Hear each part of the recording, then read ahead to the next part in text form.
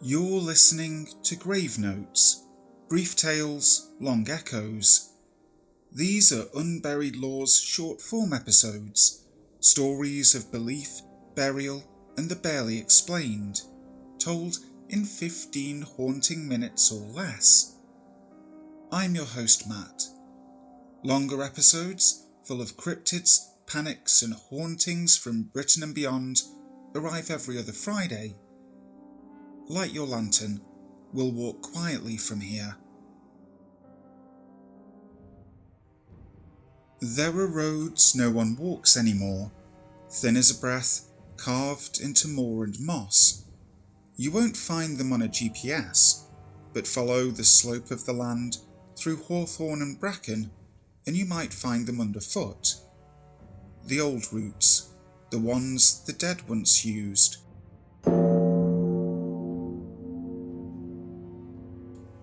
Before the 1800s, many British villages, especially in the upland north and rural Wales, lacked their own church or consecrated ground. That meant when someone died, the body had to be carried by hand to the nearest parish with a licensed burial site. It wasn't optional.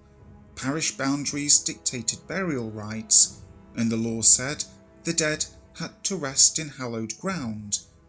So when a death occurred, neighbours lifted the coffin and set off, on foot, over miles toward Holy Earth. Always the same route, across heathered ridgeways, through dew-heavy fields. It wore itself into the land until it became something else. Not quite a footpath, not quite a memory.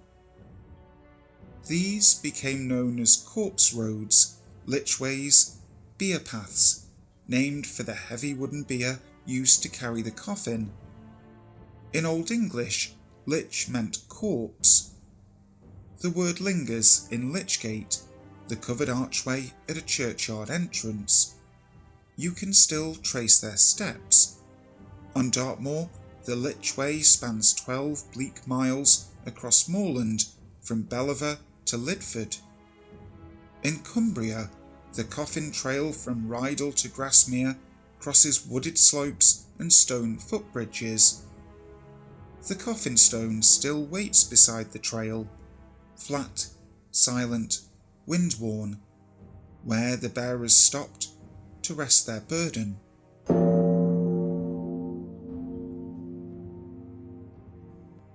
But these roads weren't just physical trails. They were ritualized, watched, feared. People believed that without proper care, the dead might linger, or worse, return. So the routes were made deliberate. Coffins were carried feet first, to confuse the spirit and keep it facing forward. The procession never retraced its steps. Bearers didn't look back. In places with steep terrain, special slabs called coffin rests, like the one near Grasmere, offered pause, not just for the body, but to pray the soul wouldn't look behind. Crossroads were considered dangerous. Spirits might get confused or might choose to remain. Salt was scattered, iron nails buried. Bells were rung to keep what walked between worlds at bay. Some coffin roads had corpse stiles, narrow, carefully built stone steps where a coffin could pass but livestock could not. More than just practical, they were meant to keep the dead on the path and nothing else. And in parts of Wales, strange blue lights flickered days before a death. Canhwyl Corff, corpse candles, said to hover along the path the coffin would soon follow. Soft, slow, and always moving forward. The dead don't just walk in Britain. In Finland, the Väinäjänti, road of the deceased, twisted through dense pine and birch, These routes avoided wells and doorways. After burial, mourners took a different way home to avoid crossing paths with the spirit they'd just laid to rest. In medieval Italy, the Via dei Morti led out from city gates, roads walked only by the morning, flanked by tall stone markers lined with shadows.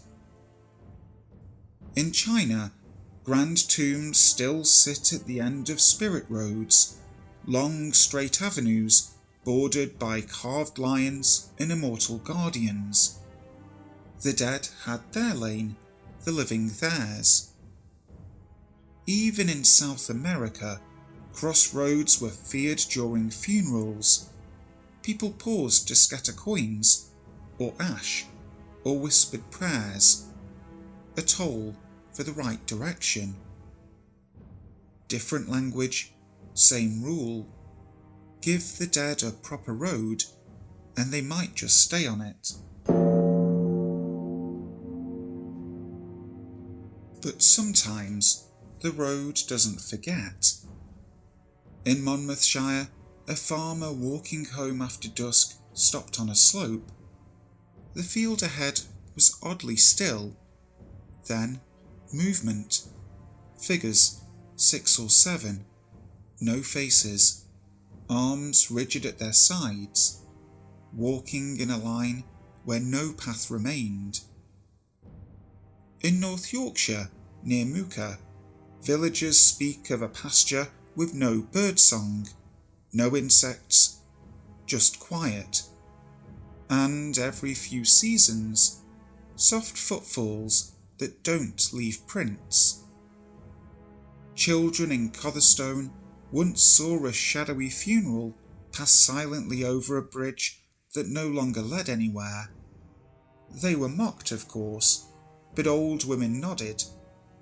That was the old coffin road, and sometimes it plays back what it carried. Folklorists call these residual hauntings, impressions burned into the landscape, like grooves in a record. If the air stills just right, the song plays again. Even now, some places won't build over corpse paths. In Cumbria, a farmstead was abandoned after every dog on the property refused to enter one room. A local elder traced an old map. The room stood directly atop a lichway. In Sussex, a house extension repeatedly cracked and sank, despite perfect foundations. The garden path had once joined 2 parishes. The road had gone, but not forgotten. There's an old proverb up north: build on the dead's road and your walls won't stand. Maybe these roads were more than routes. Maybe they were offerings, a way to tell the grieving the soul has its course, let it walk. Or maybe they were boundaries, walked once and best left unwalked again.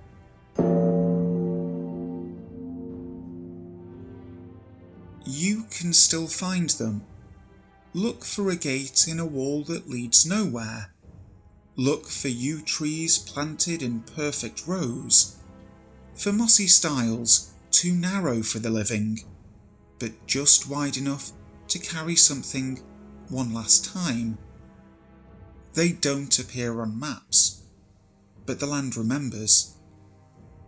And if you find yourself on such a path, take notice, not just of where it leads, but how the wind behaves, how the birds go quiet, how far your shadow stretches. Some roads were made for a journey, others for a return.